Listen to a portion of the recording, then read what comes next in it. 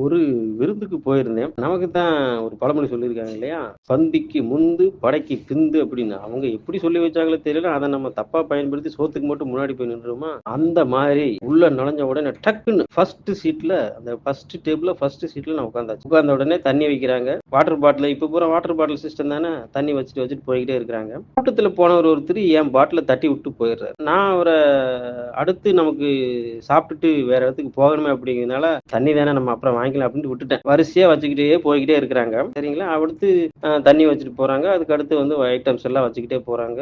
அ அடுத்த ஐட்டம் வைக்கும்போது பார்த்தா, எடுத்து சாப்பிட்டு சரியான காரம். தண்ணி குடிக்கணுமே அப்படின்ட்டு நான் என்ன செஞ்சேன்னா, ரொம்ப புத்திசாலி மாரி பக்கத்துல இருக்கிற பாட்டில் எடுத்து நான் குடிச்சேன். அவருக்கு தண்ணி தேவைச்சிருக்கும் போல இருக்கு. அதுக்கு அடுத்த இலையில இருந்து தண்ணி எடுத்து குடிச்சிட்டாரு. இப்படியே அடுத்து போய்க்கிட்டே இருக்குது. கடைசியில ஒரு இடத்துல சத்தம் கேட்குது. "ஏப்பா எனக்கு தண்ணி வைக்கலையா?" அப்படின்னு. யார்றா அது சத்தம் போடுறான்? அப்படி சத்தம் போடுறாங்கன்னு பார்த்தா, என் பாட்டில தட்டி விட்டு போறாரு பார்த்தீங்களா? அவரு. அதனால உங்களுக்கு யாராவது உங்க மேல பழி போட்டாலோ, இல்ல உங்க மேல ஏதாவது அவாண்ட சொல்ல சொன்னாங்க அப்படின்னாலும், நீங்க அப்படியே விட்டுருங்க. அது என்ன தெரியுங்களாங்க? அப்படியே சுத்திட்டு போய் கடைசியில ஒரு காலகட்டத்தில அவருக்கு அப்படியே வினையா நிக்கும். அவரு அப்பதான் உணருவார். தான் உணர்றாரு, உணராட்டி போறாரு. அதுக்கான வந்து பலன அவரு அனுபவிச்சுருவாரு இல்லைங்களா? நிச்சயமா அனுபவிச்சுருவாரு. தான் வந்து தெய்வம் நின்று கொல்லும்னு இல்ல. இப்பல்லாம் நின்னெல்லாம் கொள்ளாது. அப்படியே ஆன் த ஸ்பாட் கட் பண்ணி போய்க்கிட்டே இருக்கு. அவ்வளவுதான். யாரு என்ன செஞ்சாலும் அதுக்கான வினைய வந்து அறுத்துட்டு போய்க்கிட்டே இருக்கும். அதனால நீங்க எத பத்தியும் கவலைப்படாதீங்க. நீங்க உங்க மனசுக்கு நேர்மையா இருங்க. யார் மனசையும் புண்படுத்தாதீங்க. யாரையும்